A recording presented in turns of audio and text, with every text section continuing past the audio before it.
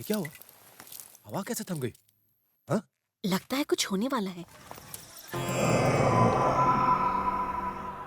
हे चंडिका देवी, हमारी रक्षा करो। एक गौरवशाली इतिहास की गवाही देने वाला ये खंडहर कोई साधारण खंडहर नहीं है और हमें इस बात का अंदाजा नहीं था कि यहाँ पर चोलाओं ने एक गुप्त जाल बिछा कर रखा है।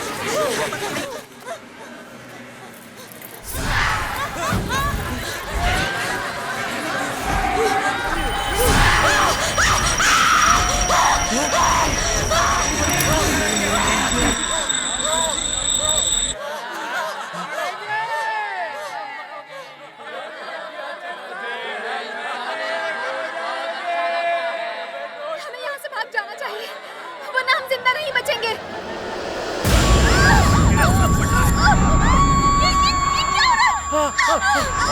कुछ हो रहा है। मुझे क्या हो रहा है? रास्ते फूट रहे हैं। बचाओ।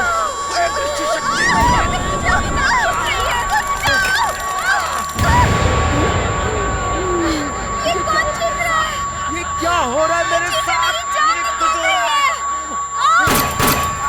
बर्दाश्त की सीमा गुजरने के बाद इंसान पागल होने लगता है। वो अपनी मौत की कामना करने लगता है। पागलपन इस कदर बढ़ जाता है कि लोग एक दूसरे को जानवरों की तरह मारने लगते हैं। ये आपकी कल्पना से भी परे है।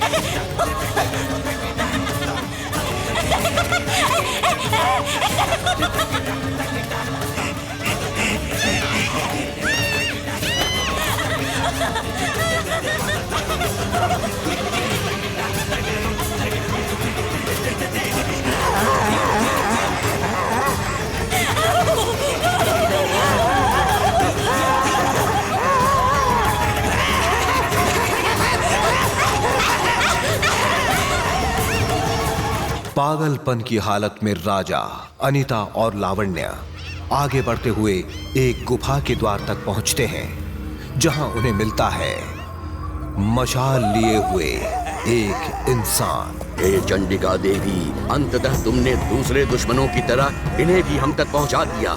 वहीं रुक जाओ। ये साधारण दिखने वाला मनुष्य हकीकत में एक धार्मिक गुरु है। ऐ लड़की, आ गया। जिसके पास कुछ अद्भुत शक्तियां हैं। मशाल की आग और कुछ जादुई मंत्र से वो इन तीनों को पागलपन से निकालता है। देखने से लगता था ऐ लड़की, अब तू आ। मानो मशाल की पवित्र आग से उनका शुद्धिकरण किया जा रहा हो। वो उन्हें बेहोशी की हालत में गुफा के अंदर ले जाता है। ऐ युवक, अब तू इधर आ। गुफा की गहराइयों में एक ऐसा अनोखा संसार है जिसका आधुनिक दुनिया से कोई वास्ता नहीं। ये क्या, चोलाओं का निशान? इसका इलाज करके इसे बचाना होगा। ऐसा लगता है मानो समय सालों पहले ही रुक गया हो। ये एक ऐसा साम्राज्य था जिसकी कल्पना शायद कोई सपने में भी न कर पाए। चोलाओं के तांत्रिक ने राजा का उपचार किया और उसे एक नया जीवन दान दिया। कभी अपनी अपार संपदा के लिए विख्यात चोला साम्राज्य अब एक भयंकर संकट से जूझ रहा था, जिसकी वजह थे पांड्यन, जिन्होंने चोला साम्राज्य पर आक्रमण कर दिया। चोला के राजा ने अपने पुत्र को बचाने के लिए कई मौत के फंदे बिछाकर इसी गुप्त स्थान पर भेज दिया था। चोला राजा पधार रहे हैं, सब लोग महल में पहुंचो।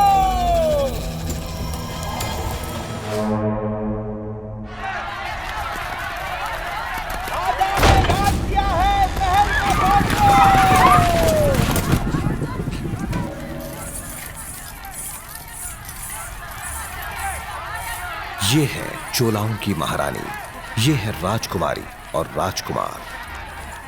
आज इन लोगों के लिए खाने का दाना भी मिलना अस्तित्व की लड़ाई बन चुकी है। कुछ चोलाओं का मानना था कि पांड्यन की मूर्ति चुराने की वजह से उन्हें श्राप लगा था। चोला के राजा को आज तक उस ईश्वरीय दूत की प्रतीक्षा है जो इन सब के लिए खुशहाली का संदेश लाएगा। एक ऐसा संदेश जिससे चोलाओं का खोया हुआ गौरव, उनका खोया हुआ स्वर्णिम युग फिर से लौट आएगा। इन नागरिकों को उम्मीद है कि चोला राजा इन्हें अपने साथ अपने राज्य लेकर जाएगा। इन चोला नागरिकों की जिंदगी पर बदकिस्मती से किसी की नजर लग गई। ये लोग धीरे धीरे बर्बाद होने लगे। साल दर साल गर्मी बढ़ती गई। पहले फसल बर्बाद हुई, फिर एक एक करके मवेशी बेरहम मौसम की मार से मरने लगे। निरंतर अकाल की वजह से और बाहरी दुनिया से कोई संपर्क न रख पाने की वजह से ये लोग दाने दाने को मोहताज हो गए।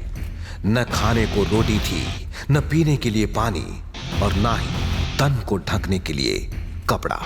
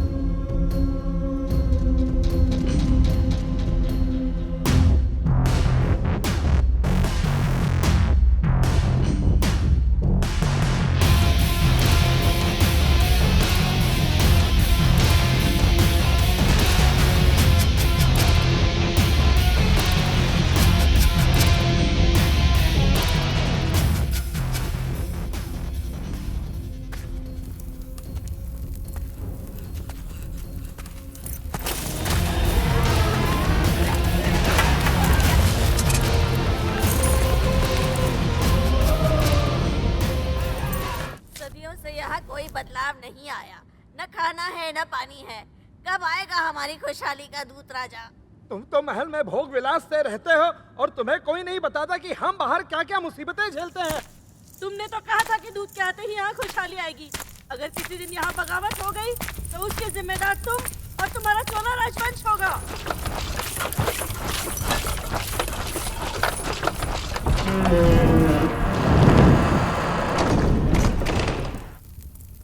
रवि अपने आदमियों के साथ टापू के उस वीरान खंडहर तक पहुंचने में सफल हो जाते हैं। उधर चोलाओं का धार्मिक गुरु ईश्वर की आराधना करता है। हे चंडिका देवी, रक्षा करो। अपनी दैविक शक्ति से चोलाओं के तांत्रिक को किसी दुश्मन के पास आने की भनक लगती है और वो गुफा के बाहर के खंडरों को तबाह कर देता है।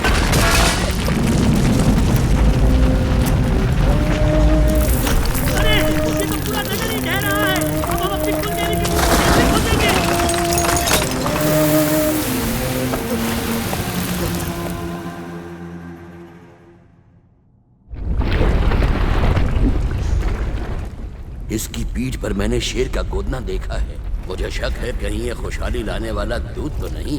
चोला के राजा और उसके मंत्री इस बात की पुष्टि करना चाहते थे कि राजा जिसकी पीठ पर चीते की आकृति बनी है, क्या यही वो ईश्वरीय दूत है जो उनके लिए खोया हुआ गौरवमय अतीत लौटाएगा, या फिर उनके महाराज को मारने के लिए आया हुआ कोई दुश्मन।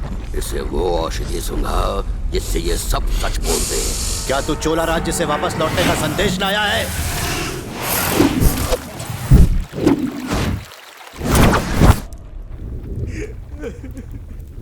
तेरी पीठ पे ये क्या गुदा हुआ है?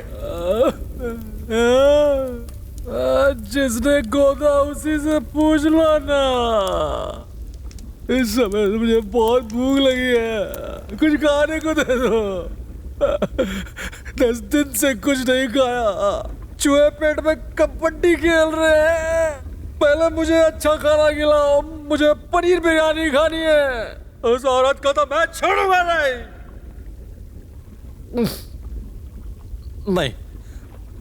माँ ने मना किया था, किसी औरत को कभी गाली मत देना। लेकिन अनीता के लिए तो मैं अपनी माँ का कहना कभी भी नहीं मानूंगा।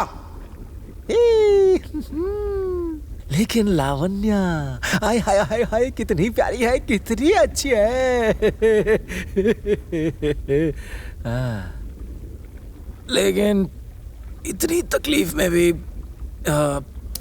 ये मुझे क्या हो रहा है? लगता है मैं पागल हो गया हूँ, तभी ये सोच रहा हूँ। लावण्या मुझसे शादी करेगी क्या? शादी में मैं क्या करूंगा? क्यों मार रही है? घटिया औरत, मैं देख लूंगा तुझे।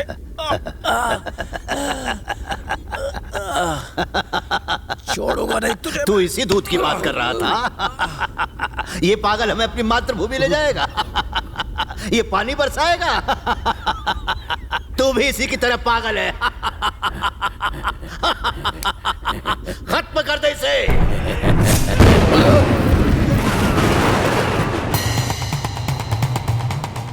ये कोई साधारण आदमी नहीं, दैवीय शक्तियों का मालिक है।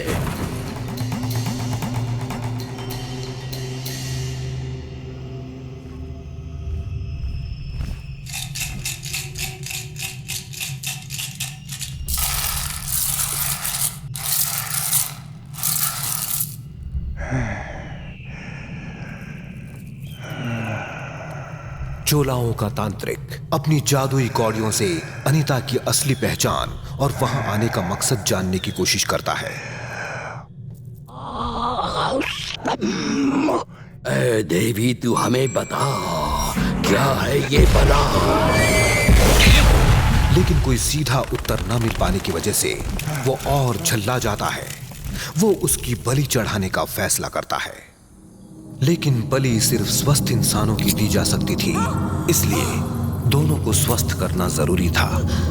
वो अपनी पौराणिक चिकित्सा पद्धति से दोनों का उपचार करने लगा।